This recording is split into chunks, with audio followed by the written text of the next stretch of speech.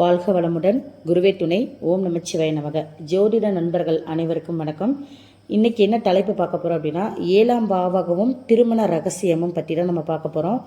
இதில் என்ன விஷயம் அப்படின்னா, நிறைய பேர்த்துக்கு இந்த 7ஆம் பாவம்னா திருமணத்தை பற்றி மட்டும் பார்க்குறது அப்படிங்கிற விஷயத்த மட்டும்தான் நம்ம எடுத்துகிட்டு இருக்கோம். பட் இதில் நிறைய ரகசியங்கள் இருக்குது. அந்த திருமணத்தை தொட்டு நிறைய விஷயங்கள் மறைக்கப்பட்டு உள்ளது அந்த ரகசியங்கள் அப்படிங்கிற விஷயத்தே இருக்குது. அது எப்படி நம்ம எடுத்துக்கணும் அப்படின்னா, ஒரு சில பேர் ஜாதகம் பார்த்துட்டிங்கன்னா செவ்வாய் தோஷம் இருக்காது, ராகுகேது தோஷம் இருக்காது, சுத்த ஜாதகமாக இருக்கும். ஆனால் திருமணம் தாமதமாகும், காலதாமதமாக திருமணம் நடக்கும். என்ன காரணம் அப்படிங்கிறது ஒரு சில பேருக்கு குழப்பமாக இருக்கும். ஒரு பாதிகளவு ஜாதகம் படித்தவங்களுக்கு ரொம்ப குழப்பமாக இருக்கும். ஸோ அந்த ஜாதகத்தில் நிறைய விஷயங்கள் கற்றுக்கிட்டே இருக்க தான் அப்டேட் ஆக தான் நம்ம நிறைய விஷயம் புரிஞ்சிக்க முடியும். ஸோ படிக்கிறதை தாண்டி நிறைய ஜாதகங்கள் பார்க்க தான் அனலைஸ் பண்ண தான் இந்த பிரச்சனைனால இது லேட் ஆகுது அப்படிங்கிற விஷயங்களும் நமக்கு தெரியப்படுத்துது அப்படிங்கிறது எடுத்துக்கலாம். அப்போ அந்த 7ஆம் பாவத்தில் என்ன விஷயங்கள் மறைக்கப்பட்டிருக்கு அப்படிங்கிறத பற்றி தான் நம்ம பார்க்க போகிறோம். பொதுவாக ஏன் திருமணம் லேட் ஆகுது அப்படிங்கிற விஷயம். திருமணம் ஒரு சில பேர் லேட்டாக பண்ணக்கூடிய தருணத்தில் அவங்களுக்கு அந்த தோஷங்கள், அதாவது 7ஆம் பாவத்தில் லேட்டாக ஆகக்கூடிய காரணம் என்னென்னா, 7ஆம் பாவத்தில் 3-4 கிரகங்கள் உள்ள ஒன்றுக்கு மேற்பட்ட கிரகங்கள் அந்த 7ஆம் பாவத்திலேயோ இல்லை 8ஆம் பாவத்திலேயோ இருக்கும், இல்லை 2ஆம் பாவத்தில் இருக்கும். ஸோ இதுதான் திருமணம் லேட் ஆகும். ஆனால் எந்த தோஷமும் இல்லையே, செவ்வாய் தோஷம் எந்த தோஷமும் கிடையாது, பட் ஏன் திருமணம் லேட் ஆகுது அப்படிங்கிற காரணமும் அவங்களுக்கு ஒரு புதிராகவே இருக்கும் பெற்றோர்களுக்கு. இன்னொரு விஷயம் என்னன்னு கேட்டிங்க அப்படின்னா, 2ஆம் இடத்துல வக்ரகிரகங்கள் இருந்தாவோ, இல்லை 7ஆம் இடத்துலையோ 8ஆம் இடத்துலையோ வக்ரகிரகங்கள் இருந்தாலும் கண்டிப்பாக திருமணம் லேட்டாக தான் அமையும். இது ஒரு பாயிண்ட்டு. இந்த விஷயமும் நிறைய பேருக்கு தெரியறதில்ல. ஸோ இதெல்லாம் தோஷங்களை விட இது பவர் அதிகங்க. பட் செவ்வாய் தோஷம், ராகுகேது தோஷம் கூட திருமணம் நடந்துருது. ஆனால் புரியாத புதிராக இருக்குது பார்த்தீங்களா, அவங்களுக்கு தான் என்ன பண்ணுறேன்னு தெரியாமல் எல்லா கிரகமும் நல்லா இருக்குது, சுத்த ஜாதகமாக இருக்குது, ஆனால் திருமணம் நடக்கலை. என்ன காரணம் தெரியலையேன்னு குழப்பிட்டு இருப்பாங்க. ஸோ 2ஆம் இடத்துல கூட்டு கிரகங்கள் சொல்லக்கூடிய கிரகங்கள் அதிகம் இருந்தால் 7ஆம் பார்வையாக 8ஆம் இடத்தை பார்க்கும். லக்னத்திலேயே 4-5 கிரகம் இருந்தால் 7ஆம் பார்வையாக 7ஆம் இடத்தை பார்க்கும். 7ஆம் இடத்துலையும் நிறைய கிரகம் இருக்குது அப்படின்னாலும் மைனஸ் தான்.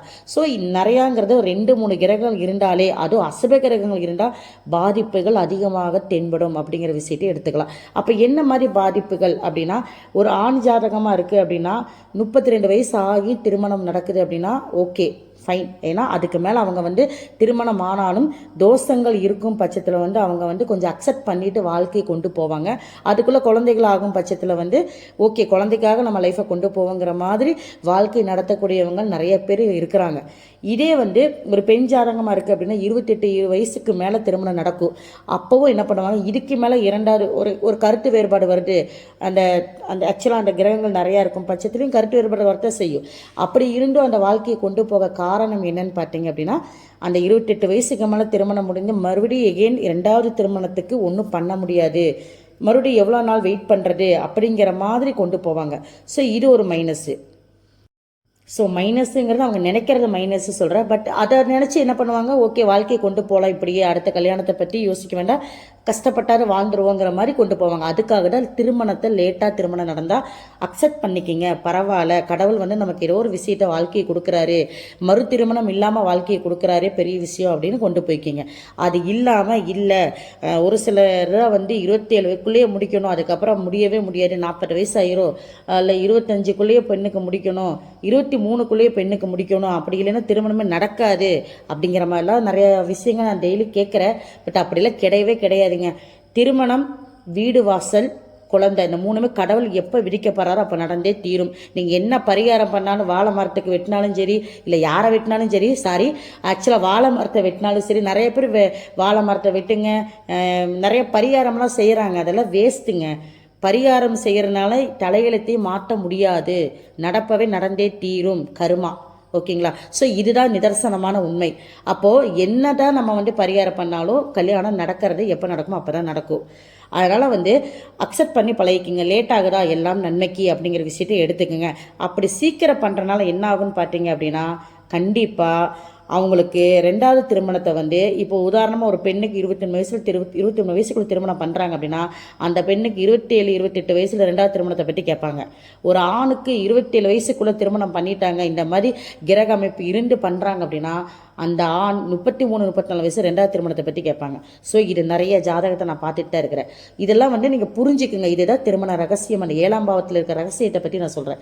இதெல்லாம் தெரிஞ்சுக்கிட்டோம் அப்படின்னா நம்மளே பாதி ஜோசியராயிடலாங்க. ஸோ நிறைய விஷயம் வந்து செயல்படுத்த தான் வந்து புரியும். ஒருத்தரை பற்றி நம்ம வந்து இந்த மாதிரி கருத்துக்கள் உங்களுக்கு ஒருத்தர் தெரிஞ்ச ஜோதிடர் சொல்கிறாங்க அப்படின்னா ஓகே அப்படிங்கிற மாதிரி நீங்கள் புரியாமல் ஓகேன்னு அக்செப்ட் பண்ணாமல் மறுபடியும் ஒரு 4-5 ஜோசியரை போய் பார்க்குறப்ப மறுபடியும் 4-5 கருத்துக்கள் வரப்போ நீங்கள் குழப்பிக்கிறீங்க. ஸோ இதைத்தான் சொல்ல வரேன்.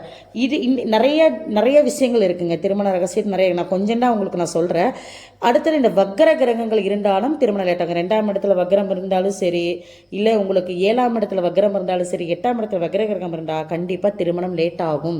அது 7ஆம் அதிபதி வக்கரமானாவோ 2ஆம் அதிபதி வக்கரமானாலும் திருமணம் லேட் ஆகும்.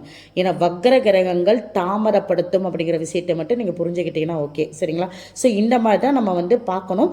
அடுத்த பகுதியில் வந்து இன்னும் திருமணத்தை பற்றிய ரகசியங்கள் 7ஆம் இடத்தை பற்றிய ரகசியங்கள் உங்களுக்கு சொல்கிறேன். நன்றி.